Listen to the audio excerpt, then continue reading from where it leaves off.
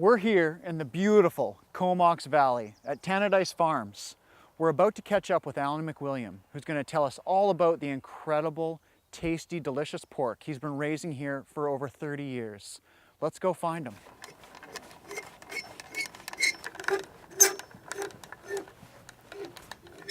Alan?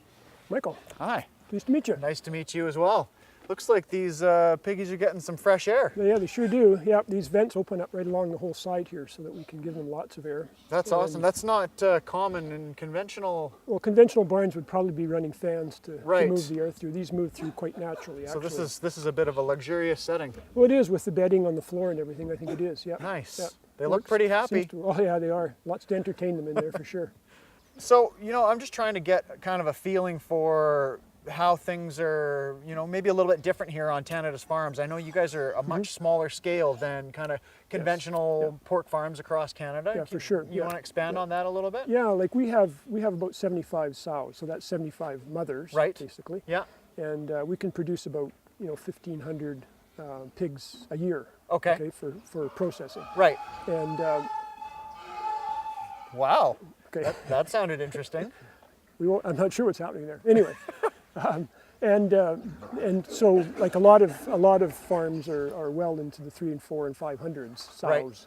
Right. So they're producing an awful lot more pork Right, than we are. yeah, that so sounds it's like a a whole lot more different volume. scale than what we're doing here Right. for sure. Yeah. Yep. Now, just looking in here, they look very happy, comfortable. They've got lots of space. They're playing.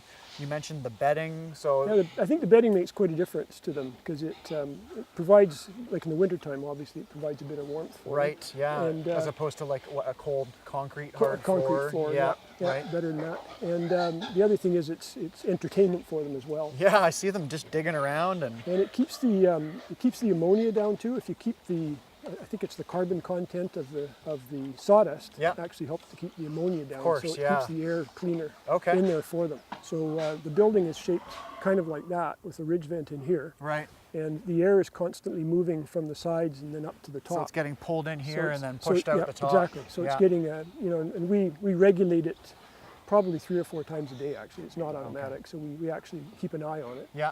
And that way the pigs can stay quite comfortable, I think, with reasonable air movement but Right. not getting cold. Yeah, yeah. So, Constant balancing. Mm-hmm. Yeah. Yes.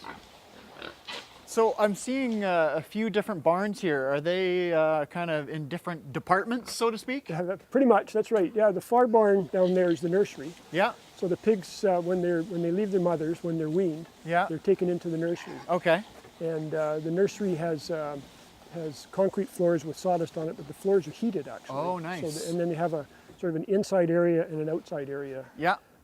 in those pens. So they do quite well in there. They like that a lot. Okay. And then from there, they spend about 4 to 5 weeks in that barn, and then they'll move into one of these 2 barns. Okay. And these 2 barns are split into 4 pens, and 2 pens in each barn are for growing pigs. So they're the ones that come right out of the nursery. Yeah. And 2 pens in each barn are for finishing. Okay. So they come out and they're kept in reasonably similar size groups. In other words, similar size of pigs, and they're fed different feeds. Okay. For all So stages. at different stages of their lives, they're eating different, Yes, that's different right. diets. Yeah. So they start out, for example, they start out in the nursery on one kind of feed, Yeah. and then they go to another kind after 14 days. And then when they come out here to the grower pens, it's a different feed again, and then a different one again when they go in the finisher pens. Okay. So it's the most efficient use of the feed that way. Well, here come some of our sows now. Oh, wow. And Okay. now we keep our sows in loose housing Yeah.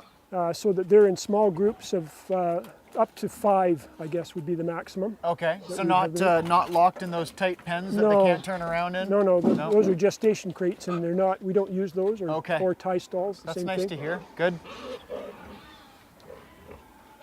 They're pretty looking girls. I've been eating Tannadice Farms pork for years, and there's just something about it. It's got a really nice texture, flavor's great. Can you explain to me how there's a difference just from the other pork that I buy? Well, I think a big part of it's probably the exercise these pigs get. Okay. I mean, they have lots of room to roam around. Right. And they Well, I seem saw to- that. They're running all over the always place. on the Yeah, go, having that's lots right. of fun. Yeah, they're having a good time. Yeah. And I think the other thing too is the clean air. Okay. I think that makes a difference too. Yeah. So I think those two items would probably be probably the biggest factors. Right. Now, I've heard this a couple times and I've seen it, you know, the pigs having extra space. To me, in my mind, from what I've learned over the years, that means that they need less antibiotics than other situations. Is that correct? Yeah, we don't use antibiotics in the feed or the water or anything like that. So you don't use it prophylactically? No, you we only do use not. it if it's necessary, if someone's sick Oh, or they absolutely. have If an infection. somebody's sick, we'll do whatever we can. Somebody. Is Somebody. that what you say? That's what we say. Okay, that's what I said. It makes Oh, yeah. sense. Yeah, it does. Yeah. So we will use it if someone's sick, Yeah, for sure, yeah. and treat them So you know, just like the best us. way we can. Yes, Yeah, exactly. Yeah, if you need to, you will, That's but right. it's not, you know, always there. No, Used unnecessarily. That's correct. Yeah. Great. Okay. Where do you get your pigs from in the first place? You know, do you get breeding stock from somewhere? Our breeding stock comes from eastern Saskatchewan. Okay. It's from one barn in eastern Saskatchewan, one farm actually. It's a breeding company there, and they're all high health pigs. Yeah. And that means that they've never been exposed to most porcine diseases. Okay. And so because of that, they don't sort of run a low level of it, Right. of those diseases, and they're much more efficient because of that. Yeah, and so I mean, you've been there. You know where your pigs are coming from. Exactly. You know the conditions they're raised Right. in. You got your Right, hands on right. it. Yeah. And this is just the breeding stock. So these are basically the grandparent stock of the what you're seeing here. Right. So we will buy a few purebred females and a few purebred boars, and then from those purebred females we will have our regular breeding stock here. So we're called in-house multipliers, in that we multiply our own breeding stock on site here. Yeah. The other thing that we do on a regular basis is every 6 months we have what we call a slaughter check. So we have a veterinarian who goes to the slaughter plant, and he sees the animals as they're being processed, Yeah. and he can examine sort of all of the innards basically, and he can tell from that what's going on in the herd here. This is kind of like a final health check. It is a final health check. Yeah. That's right, and it gives us a good warning if anything is happening in the barns that we Right. can't see. Yeah. perhaps. So you can prevent Exactly. a potential outbreak before it That's right. happens. Yeah. Okay. Yeah. And this way we can keep our pigs much healthier, I think. So, Yeah. so it works well for us that way. Well, Alan, thank you so much for showing me around Tannadice Farms. It was fun, good learning experience. It's time for me to get into the kitchen now and do some cooking though.